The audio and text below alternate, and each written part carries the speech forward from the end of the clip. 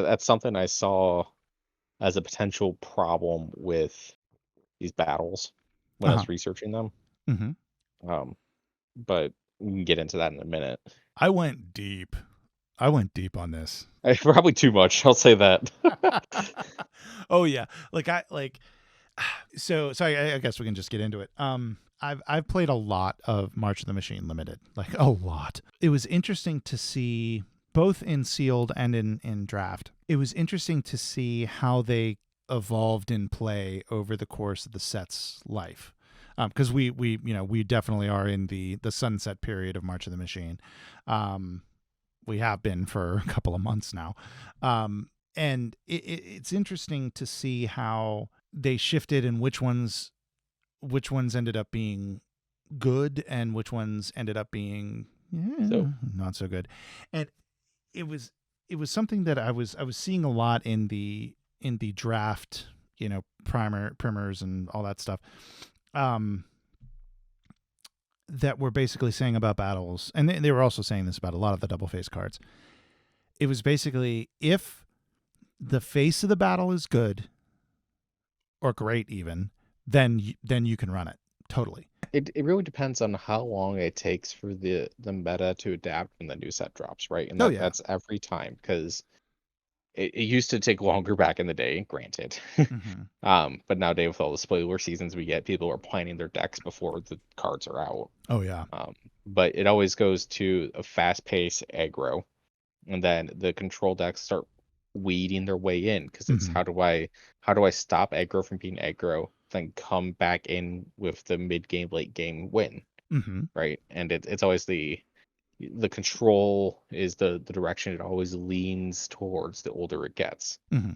And that's kind of the problem I see out there. And it's interesting because it's one of the things I think battles will do well if they print better ones, Yeah. right?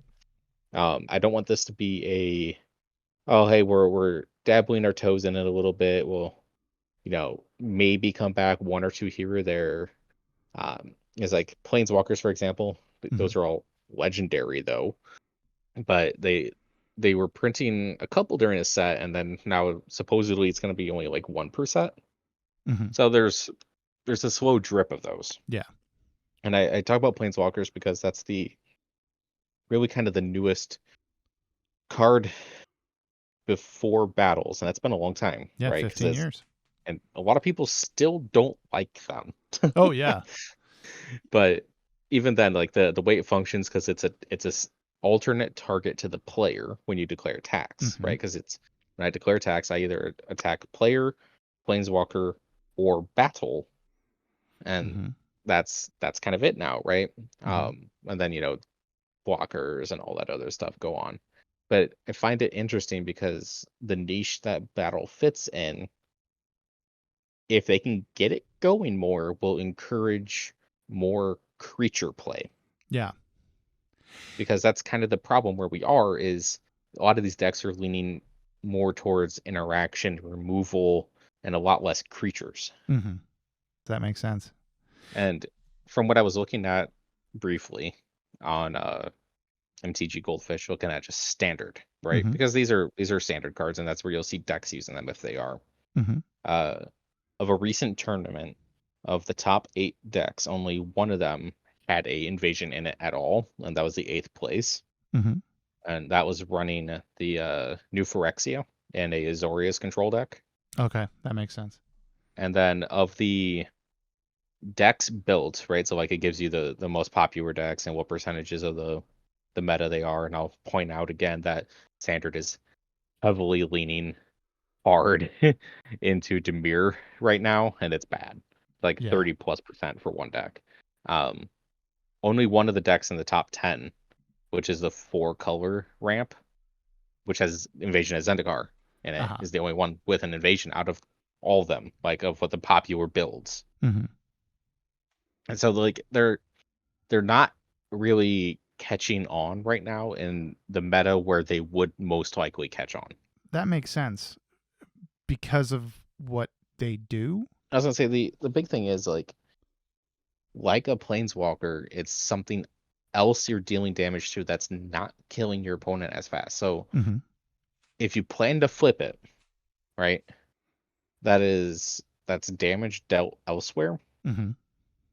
So like the Invasion of Zendikar is great because you get value from playing it. You don't have to bother flipping it. That's just a bonus. Yeah.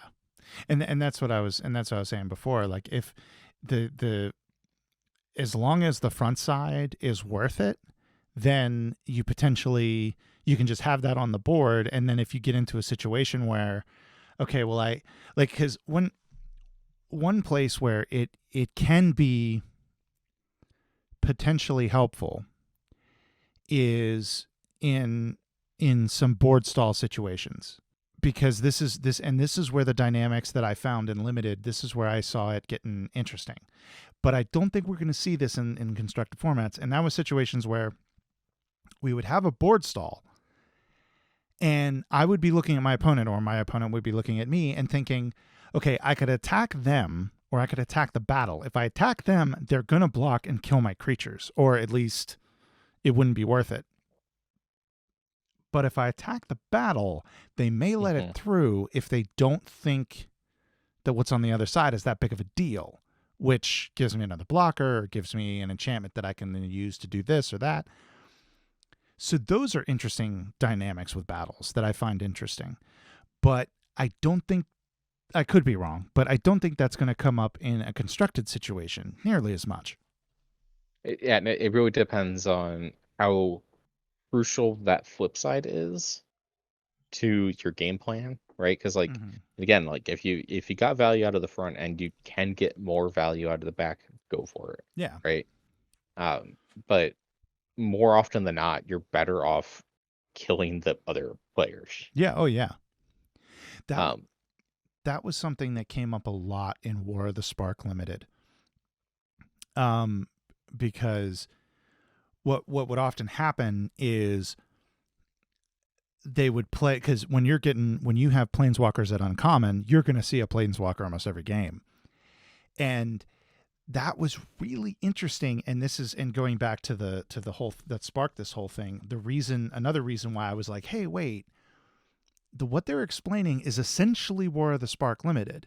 Now I recognize that technically War of the Spark happened before Fire Design and all that kind of stuff. But the thing about War of the Spark Limited was you saw a planeswalker every game. So it became a big question of, okay, do I attack the planeswalker or do I attack them and kill them?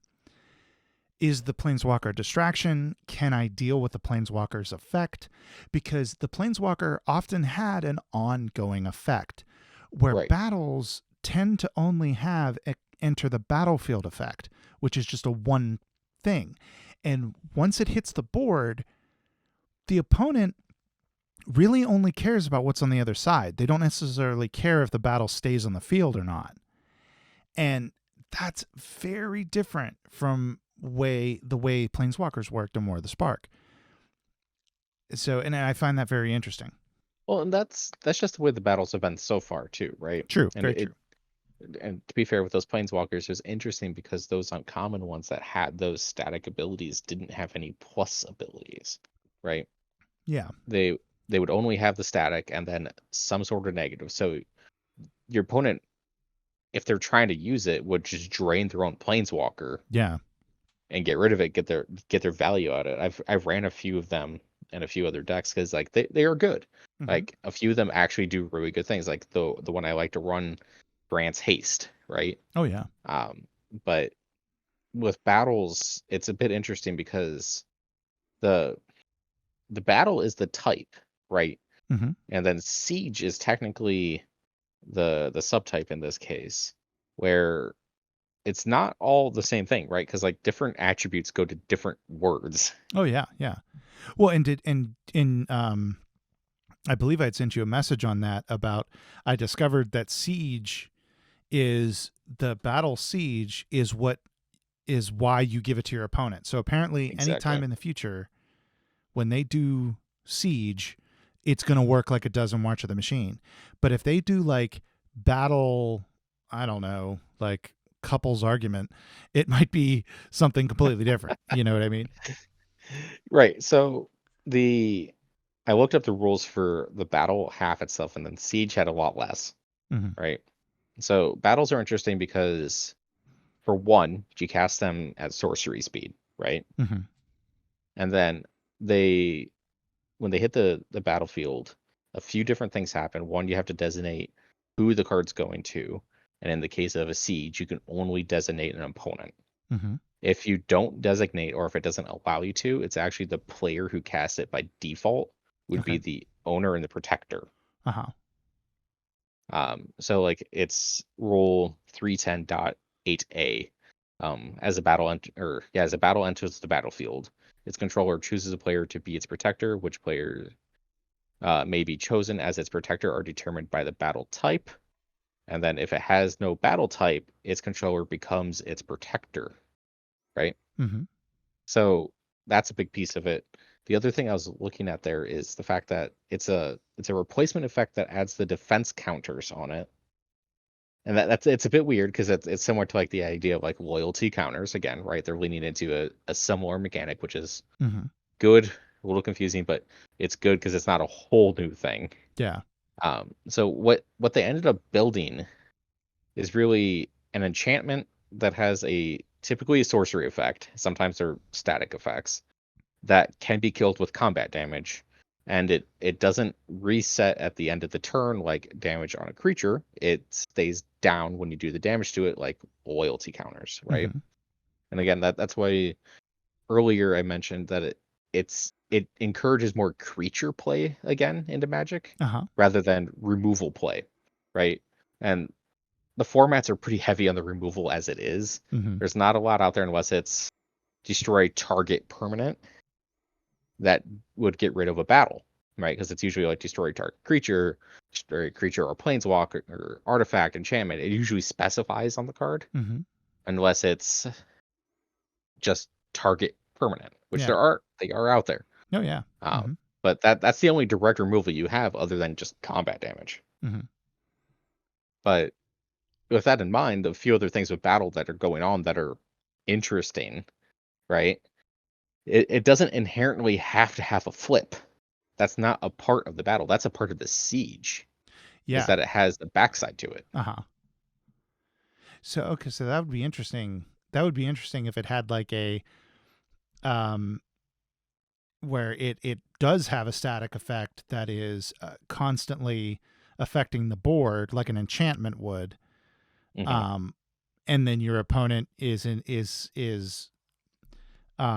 encouraged because of that effect to get rid of the battle, but again that creates the fork in objectives, a fork in objectives.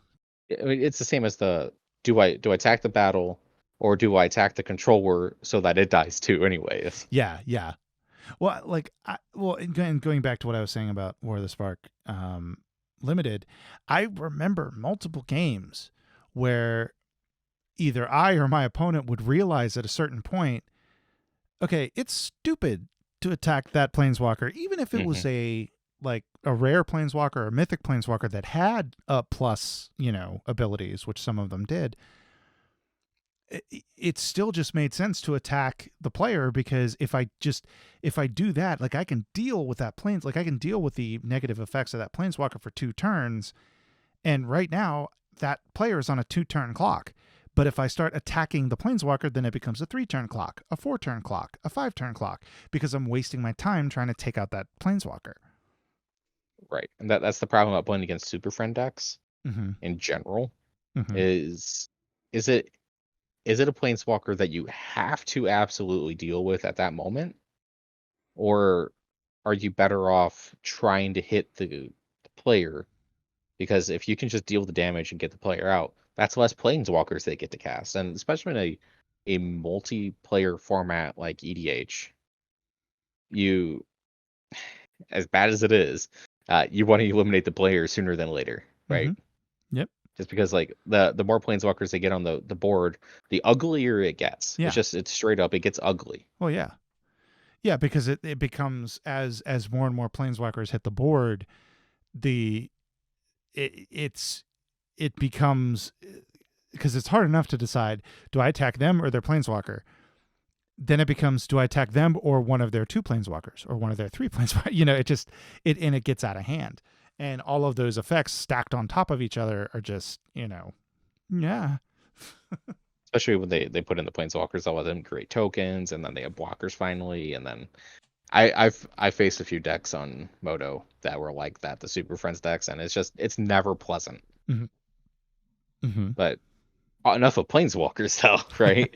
We're talking about battles and battlefields and it's actually fitting, because I want to go into a little bit about how battles were designed.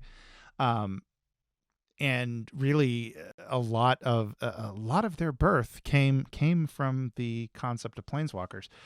Basically, what occurred was in War of the Spark. Again, I take it back to War of the Spark, because that was the last big event set like March of the Machine. The big thing for that set was that it was a planeswalker war.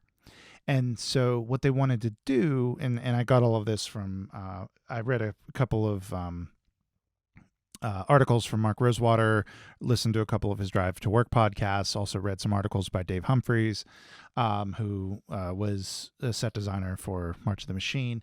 And basically with War of the Spark, when every pack had at least 1 planeswalker. And that was how they got the message across that this set is about planeswalkers. This set, they wanted the same thing, but they wanted it to be planes. They wanted every pack to have a card that represented a plane, because they wanted everybody to get the message that this set is about the multiverse. It's about all of the planes. And when they first were coming up with the design ideas for it, they had no idea. Like they didn't immediately go straight to battles. They were like, we don't know. That's just the general concept that they started with. And they tried different things. They tried like enchantments. They tried, what was the one thing they tried? They tried a contraption type mechanic where there was like a separate deck that you would have that was your plane deck kind of thing. So similar to like a plane chase deck, which is what I thought they were when battles showed up on the Atraxa card. I was like, so we're getting plane chase. Yeah, exactly. A lot of people did. But then they finally landed on a new card type. Now, the interesting bit is, and another reason why I say that it's appropriate that we keep falling into the Planeswalker discussion is because battles took a lot of inspiration from planeswalkers in how they operate, and like we've been talking about, how they get on the field, they have their loyalty counters. You have to remove the counters to remove them from the battlefield. But another interesting thing, I found this very interesting. Back when they were designing, I believe it was Ravnica, Richard Garfield was on that design team, and he had come up with a mechanic that was called structures, where it was to represent the buildings within Ravnica. And essentially they would be just cards that would be put on the battlefield that gave an effect, and they would have counters on them, and the opponent, to get rid of that effect, would have to attack the building until it crumbled, as it were, and got rid of all the counters, and then it would crumble. They realized that they had too much going on in Ravnica. They couldn't do that. And so they kind of tabled it. Well, they came back to it with the idea of battles. Well, actually, they came back to it with the idea of planeswalkers, and then they're reusing it again for battles. So it was very interesting to see like how it came across and how the design of battles really wasn't really like, maybe it was a side effect that it was to handle the pace of the game, to kind of slow the game down. But really, they were just trying to come up with a mechanic that represented the planes and represented each plane individually. That was what they were focused on. They weren't really focusing on the pacing of the game. Well, the part about it that I don't like as much, right, is similar to what we were saying, where you have the choice: do I attack it or do I attack my opponent, right? Mm-hmm. And more often than not, people are going to choose just straight up at the opponent. But it's weird because it's not your defense, right? You Hmm. play the battle and you attack the battle. It's like you're putting up a planeswalker shield on your opponent that you can hit instead of them. Yeah. The, And I think that's where at least this set of sieges didn't go so well. yeah. I feel like if they were to do a battle that's whatever subtype they pick, and there's a few I've talked about before. I think like heist would be pretty awesome, Hmm. especially with the idea of like if they get back into like D&D and they do like water deep, you can do the water deep heist, Hmm. and the idea being that you're putting resources towards that Hmm. card, Hmm. right? The other thing to do about it would be if you lean into like the idea of like it being like almost like an enchantment where it's, hey, I'm gonna play this. It's it's on me and it affects, the controlling player. Hmm. And I might be able to choose an opponent depending on how it is. If it's a bad card, right? Hmm. Where it's like, you know, curse like. Yeah. Yeah. I was just about to say curses would be interesting. That would be an interesting comparison. Like maybe going back to what you were saying, like with heists, I think it would be interesting if you could pick a heist that gives a maybe a positive effect to you, but a negative effect, or better yet, a heist where it gives you a positive effect, and then once you successfully get all the counters off and flip the heist, then it's a negative effect on the opponent that you gave it to because you were able to successfully heist Right, something from them. right. It's an Which interesting would flavor. encourage them to defend it. Exactly. And that's kind of where I wanted to go with it too, because like if there's a like let's say it's a static ability, let's say I put it on my battlefield and it's something that buffs my creatures, like all creatures get +1/+1 on my field, Mm-hmm. right? Well, if my opponent has a choice to attack it to get rid of my buff, it's like attacking an enchantment, Mm-hmm. right? And say, hey, I don't want you to have that anymore, but at what cost? What's on the backside of it? If there is a backside, right? The other Mm-hmm. thing they could do is they could easily put text on the front of it that says the player who destroys this battle gets X buff, Mm-hmm. right? Or whatever, maybe it's a bad thing, but the bad thing might not be as bad as what the person was getting in the first place, right? Mm-hmm. It's interesting because you want to race it almost to say, because like in that multiplayer format, whatever player got that last blow is the one that gets the emblem of whatever, right? Uh-huh. And then like I think that would really encourage people to hit it, but as long as the front side of it, right, Uh-huh. is good enough for you to want to play and okay enough to say, okay, this is going to divert attacks and my opponent may get this emblem from the back. Uh-huh. Or maybe it's even a creature or whatever, like maybe they create two treasure tokens. I don't know, right? Because they completed the heist, they got the loot. Uh-huh. But there's so many different ways you can take the idea of this is a permanent on the battlefield, doesn't have to be my opponent's side, that someone's going to want to do damage to for some reason, whether it is to get rid of the front or get a bonus. I would say flip it to the back, but it doesn't always have to be a flip, right? Mm-hmm. Whatever that bonus may be to get a reward, or the reward is them not having the front. Yeah. Or one thing I just thought of would be interesting is if it was you got the battle, you put the battle on your side, and it's basically a almost like a shield counter in a way. Not so much that Mhm. it prevents opponents from attacking you, but it entices them to attack it instead, so they're not attacking you, and they get and then they get like a bonus of some sort. Like I realize that I'm just taking what you said and changing it a little bit. Um, but yeah, that's interesting. Like I'm sorry, I thought you were Well, saying about with it's other people, but it has to. There's a few different ways to do it, right? So like, one would be whatever the benefit is from destroying the battle is worth attacking it for the opponent, right? mm-hmm, The front doesn't even have to be anything nasty, mm-hmm, but I would say it's either like you're getting a major buff. Maybe you're getting to draw 2 cards every upkeep, or all your creatures get +2/+2, or everything of yours has vigilance, right? Hmm. Something where it's a static ability that happens every turn or happens all the time, not a one-off. Because if it's a one-off, like a sorcery, no Hmm. one's going to care. Hmm. But if the backside's good enough, it could drive them to attack it, even if the front just said, this does nothing, but it has 20 defense counters, Yeah. Yeah. Yeah. Or which is even a ridiculous amount. yeah.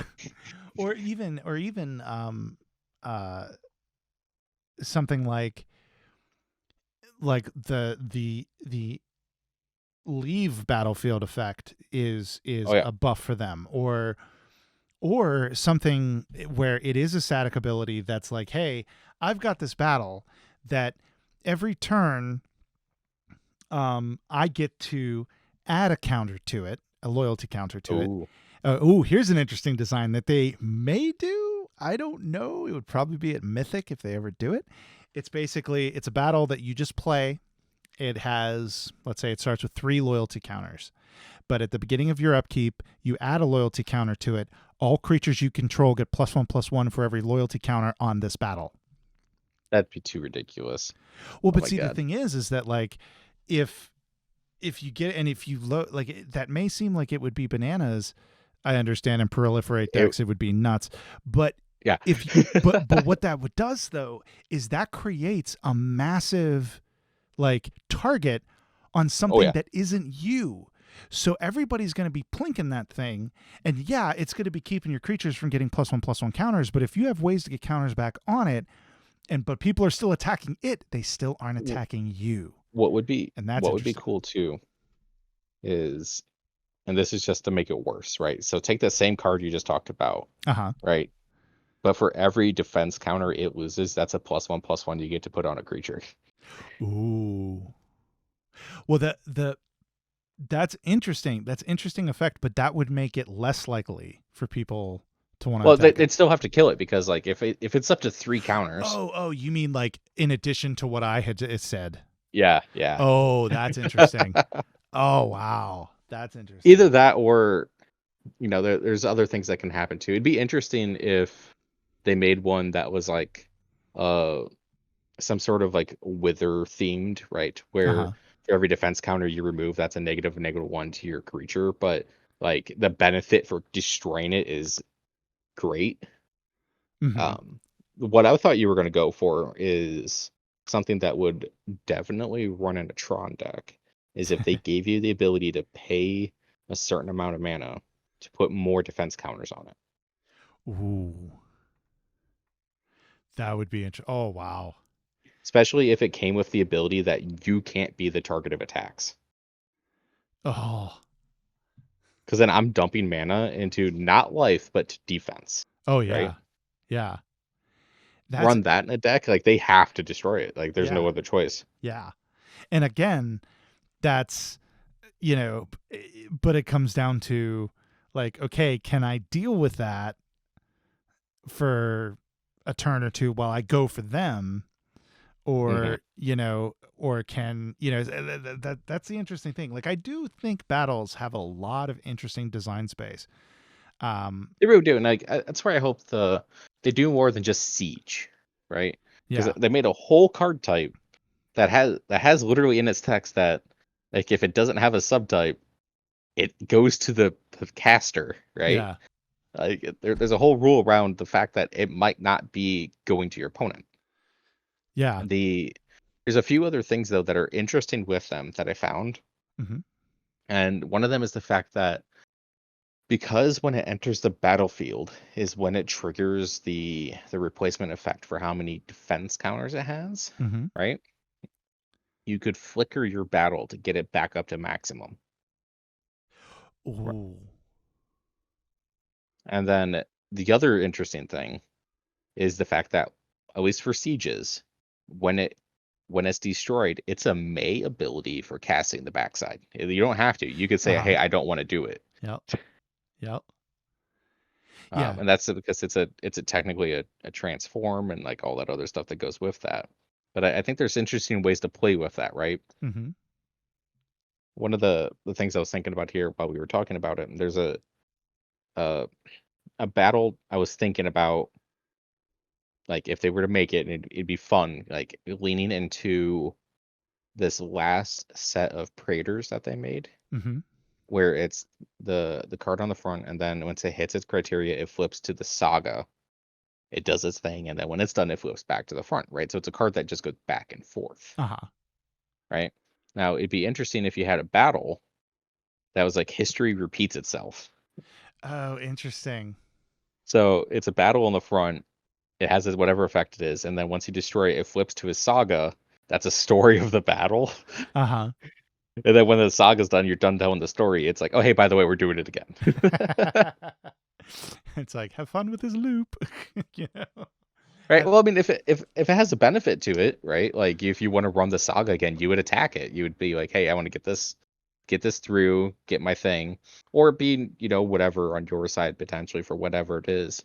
Um, a funny one I thought of that's similar to that that I think would be interesting is taking the idea of monarch, uh-huh. right? Where it's the thing you want it, right? So if you have a battle out there that's similar to where it's like, hey, when this is destroyed, you know, attacking player gains control of the battle. Uh-huh. And then it goes to their side with its own defense, and then it has whatever buff it is, like similar to a monarch, maybe where you draw that extra card. And it's Interesting. like playing hot potato with a battle instead. Interesting. That would be okay, yeah, that would be interesting because yeah, that does open up a lot of design space because then you can kind of create this like, okay, I do want to attack that because I want to get that benefit when it comes back to me, or what have you, or when it flips and they have that, like I have to defend it then. Um, that's interesting. That's it. Of course, you'd want that one to have a lot less defense counters, like one or two, so it's easier to like I get through, I get it, Yeah, right? exactly. Well, and I think that's the cool thing about battles, and I would even say it might like obviously the Magic designers would know better, but I think that this has a wider design space than Planeswalkers because one of the things that I've heard a lot from designers of Magic, both Mark Rosewater, Gavin Verhey, um, they struggle with Planeswalkers because Planeswalkers has a fairly narrow design space. In fact, apparently a lot of the innovations that we've seen in Planeswalkers since they've been revealed in Lorwyn were like a good many of them were outlined when they initially designed the card. Like they were like, okay, what are things we can do with Planeswalkers?